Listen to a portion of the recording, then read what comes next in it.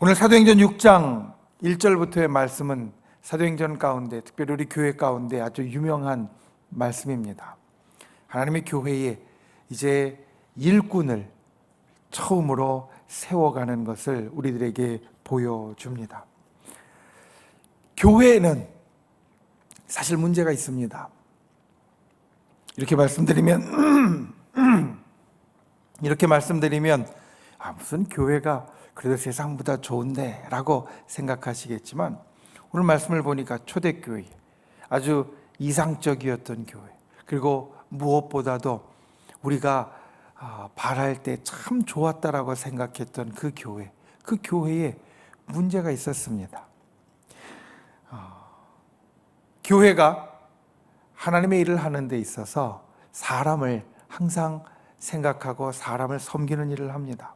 우리 교회는 하나님의 사람들이 모인 곳이지만 우리하고 하나님하고의 관계만 중요하게 여기는 것이 아니라 사람과의 관계도 중요하고, 하나님 앞에 예배하는 것이 참 중요하지만 그것만 하는 것이 아니라 사람들을 돌보고 살피는 것이 함께 있는 곳입니다. 초대교도 그랬습니다. 하나님 앞에 모여서 예배하고 기도하는 것 우리가 잘 알고 있고, 또 성도들 안에서 서로 같이 찬송하고 감사하는 것이 넘쳐났던 것을 알고 있지만, 그것으로 멈춘 것이 아니라 오늘 말씀을 보니까 매일의 구제가 있었다 라고 이렇게 말합니다. 매일의 구제가 있었다. 서로 돕고, 그리고 서로 나눌 뿐만 아니라 힘들고 어려운 사람들을 돌봐주는 구제가 있었다라는 겁니다.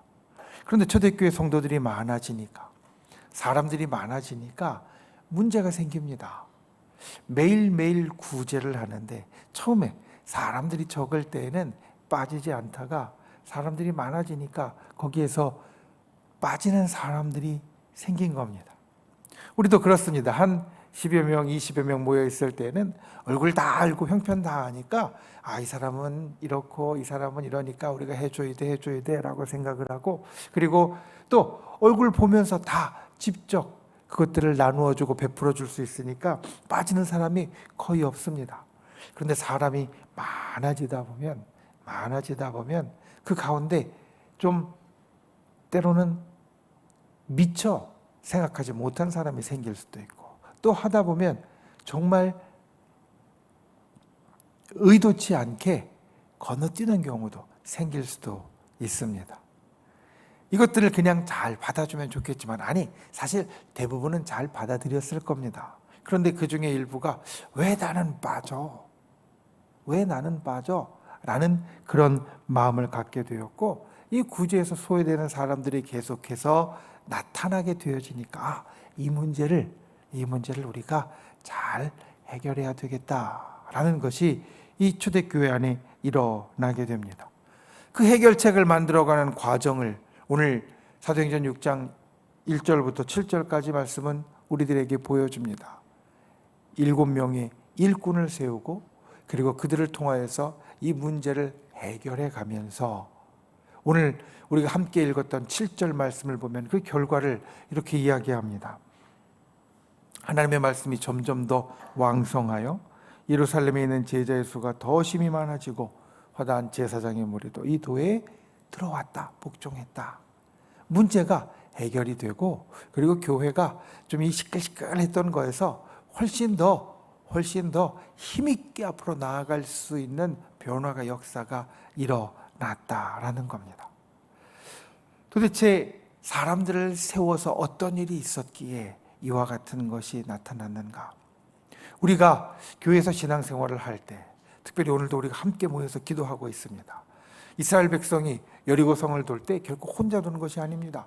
이스라엘 백성으로 같이 돌았고, 그리고 같이 기도의 응답을 받았습니다. 하나님의 백성은 우리가 1대1로 하나님 앞에 서는 것도 중요하지만 또한 함께 하나님 앞에 서서 하나님의 일을 감당하는 것도 못지않게 중요합니다. 하나님은 그것을 원하셔서 이스라엘 백성을 세우셨고, 그리고 신약에는 교회를 세우셨습니다.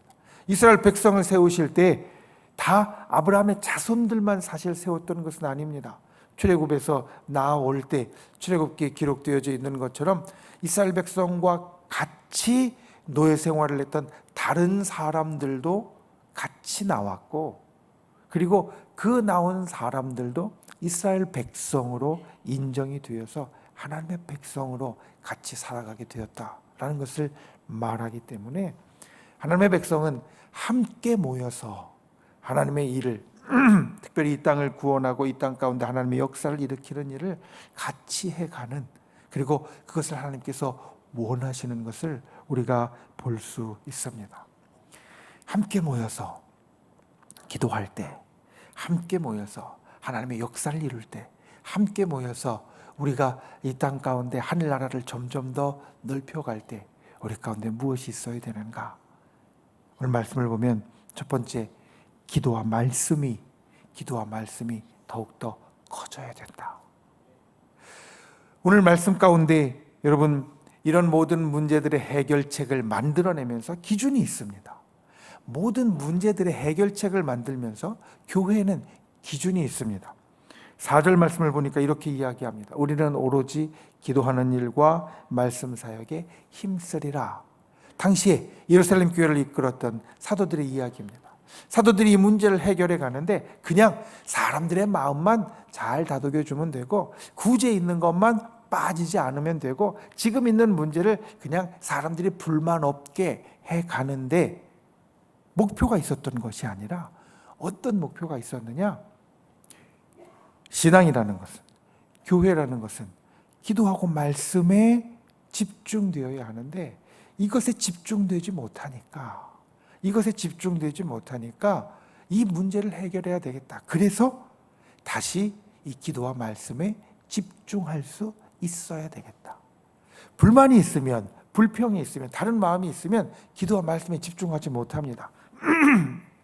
그러니까 그런 불만이나 불평들을 우리가 해결해가는 이유는, 교회에서 있는 불만과 불평들을 해결해가는 이유는 기도와 말씀에 집중하게 하기 위하여서, 기도와 말씀이 더 커지게 하기 위하여서라는 겁니다.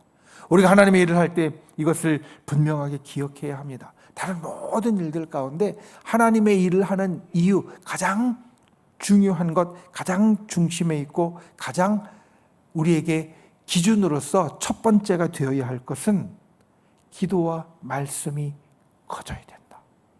그리고 그것은 하나님의 일을 하는 사람도 마찬가지입니다. 하나님의 일을 하는 우리에게도 정말 중요한 것이, 우리가 하나님의 일을 하면서 또 하나님 앞에 나오면서 또 하나님 앞에 무언가 내가 이 땅을 살아가면서 하나님의 어떤 나에게 맡겨주신 사명과, 그리고 하나님께서 내게 일러주신 일들을 하면서 내게 꼭 잊지 말고 기억해야 될 것은, 내 속에 기도와 말씀이 커져야 된다는 겁니다. 내 속에 기도의 말씀이 커지지 않으면 내가 하나님의 일을 제대로 하는 게 아닙니다. 교회 안에 기도와 말씀이 커지지 않으면 우리가 지금 하나님의 일을 제대로 하고 있는 것이 아닙니다. 하나님의 일을 하는 데 있어서 가장 큰 기준은 기도와 말씀이 더욱 커지는 것이다. 그것이 나의 삶이든, 우리가 함께 모인 여선교회든 남선교회든 아니면 당회든 권사회든, 그리고 우리 모든 교회 기관들이 하나님의 일을 하면서 기억해야 될 것은, 이 일을 하면서 기도와 말씀이 커져야지, 아무리 문제가 해결이 되어도, 아무리 그 가운데 다른 좋은 일들이 나타나도 기도와 말씀이 쪼그라들면 그거는 하나님께서 원하시는 일이 아니라는 겁니다. 이 새벽도 마찬가지입니다. 주님 앞에 나와서 우리가 예배하는 것은 기도와 말씀으로 더욱더 커지기 위함이지 다른 게 아닙니다. 저 여러분이 이 땅 가운데 하나님의 사람으로 부름을 받았습니다. 사실 하나님께서는 이 땅의 역사를 하나님의 일꾼들을 통하여서 이루어 가십니다. 저와 여러분이 하나님의 일꾼이 되었습니다. 꼭 집사의 직분이 있다고, 꼭 권사의 직분이 있다고, 장로의 직분이 있다고 하나님의 일꾼으로 인정받는 것이 아니라, 하나님께서 나에게 세상을 살면서 맡기신 일이 있으면 그것이 바로 하나님의 일꾼입니다. 또 교회 안에 아무리 작은 일이라도 맡기신 것이 있으면 하나님의 일꾼입니다. 하나님의 일꾼으로서 저 여러분 속에 기도와 말씀이 점점 더 커지는 분들이 되시기를 바랍니다. 진정 기도와 말씀이 우리 안에 더욱더 풍성해지는 분들이 되시기를 바랍니다. 기도와 말씀이 더욱더 중요해지는 분들이 되시기를 바랍니다. 올 한 해 특별히 우리가 살아가는 모든 순간순간, 기도와 말씀으로 더욱더 풍성해져서 주님이 우리를 향하여서 너 잘했다, 아무개야 너 잘했다, 이렇게 날마다 이야기 들을 수 있는 귀한 분들이 되시기를, 그리고 우리 속에 기도와 말씀이 풍성하여져서 오늘 7절 말씀에 있는 것처럼 하나님의 말씀이 더욱더 왕성하여지고 이 땅에 하나님의 나라가 확장되어지는 귀한 은혜가 있기를 예수님의 이름으로 축원을 드립니다. 그리고 또 하나 우리가 하나님의 일꾼이 되어서 기억해야 될 것이 있습니다. 성령과 지혜가 충만한 사람. 여러분, 이것이 하나님의 일꾼의 기준이었습니다. 오늘 말씀을 보면 기준, 사도들이 온 교회를 향하여서 우리 교회가 이런 문제가 있으니까, 우리 교회가 이렇게 시끄러운 것이 있으니까 우리가 이것을 해결하기 위해서 사람을 세우는데 그 사람을 세우는 기준이 무엇이냐? 3절 말씀에 보면 너희 가운데에서 성령과 지혜가 충만하여 칭찬받는 사람. 하나님의 일꾼은 당연히 칭찬받는 사람이 되어야 합니다. 칭찬받는다는 건 하나님의 일꾼에게 있어서 꼭 필요한 겁니다. 왜냐하면 우리가 칭찬받지 못하면 하나님의 영광을 드러내지 못하고 우리가 하나님의 일꾼으로 일을 하는데 오히려 하나님의 영광을 가리고 하나님의 일을 뒤로 후퇴시키는 자가 될 수 있기 때문입니다. 그러니까 칭찬받는 자가 되어야 되는데 무엇으로 칭찬받느냐? 세상에서 크게 되어서, 명예가 있어서, 돈이 많아서, 아니면 똑똑해서, 이것이 아니라 성령과 지혜가 충만한 자, 성령과 지혜가 충만하여서 이것으로 칭찬받는 사람이 필요하다는 겁니다. 우리가 교회 안에서 하나님의 일꾼으로 칭찬을 받을 때 가장 큰 칭찬이 그것입니다. 가장 큰 칭찬이 저 집사님은 성령이 충만해, 저 권사님은 지혜가 많아. 이것이 하나님의 일꾼이 가져야 할 가장 큰 칭찬이라는 말씀입니다. 여러분, 우리가 성령으로 충만해야 합니다. 성령으로 충만한 것은 아무리 강조해도 부족하지 않은 것입니다. 우리가 사도행전이 성령행전이라고 지난 주일날 말씀드리는 것처럼 사도행전의 곳곳에 성령에 대해서 언급하고 있는 것은 이 성령이 하나님의 영으로 우리 가운데 임하시는 분이시고, 하나님의 영으로 우리 가운데 성령이 임하실 때, 하나님의 영이 우리 가운데 임하실 때 우리가 하나님의 역사를 이룰 수 있기 때문입니다. 성령에 대해서 설명할 때 항상 그런 설명을 했습니다. 우리 속에, 우리 마음에, 우리 심령이 컵과 같다면 거기에 성령으로 가득 채워지지 않았을 때, 그러면 성령이 그 속에 가득 채워지지 않았다라고 하면 이 컵은 빈 컵이 되느냐? 빈 컵이 아닙니다. 우리 컵은 채워져 있습니다.